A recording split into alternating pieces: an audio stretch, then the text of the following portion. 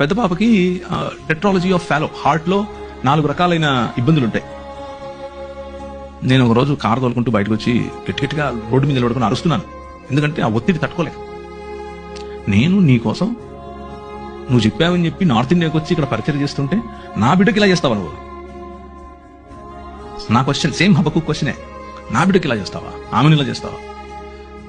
ఇక్కడే టైప్లో అనమాట, కమండలో నుంచి నీళ్ళు తీసి టైప్లో. ప్రభు అన్నాడు, ఏం మాట్లాడలేదు ఆయన, ఏం మాట్లాడాల. ఒక 2 ఏళ్ళు నేను అలిగా ఆయన మీద, వాక్యం చెప్తున్నా, తిరుగుతున్నా, మొత్తం ప్రపంచం అంతా వెళ్తున్నా, కానీ ఆయనతో మాటలేవు, అలిగాను అన్న. Then one day God spoke to me and said, చూస్తూ ఉండు నువ్వు. ఆ 2 ఏళ్లలో 1 సంవత్సరం తర్వాత ఒక మంచి డాక్టర్ని పరిచయం చేశాడు. ఆ మంచి డాక్టర్ ఆపరేషన్ చేసి కరెక్ట్ చేశాడు.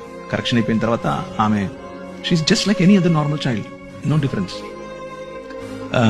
సో మనం అనుకుంటున్నట్లుగా కాకపోయినా ఆయన ఈ ప్రపంచంలో నూతనంగా ఏదో చేస్తున్నాడు. దాన్నే మనం నూతన సృష్టి అంటున్నాం, దాన్నే దేవుని రాజ్యం అంటున్నాం. ఆ దేవుని రాజ్యం వచ్చినప్పుడు, నూతన సృష్టి వచ్చినప్పుడు మనకు స్పష్టత చాలా అవసరం. కీర్తనల్లో 1/3 కనీసం ఒక 30% కీర్తనలు అన్నీ ఇవే.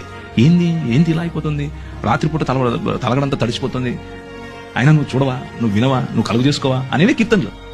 So the book of Bible is full of emotion.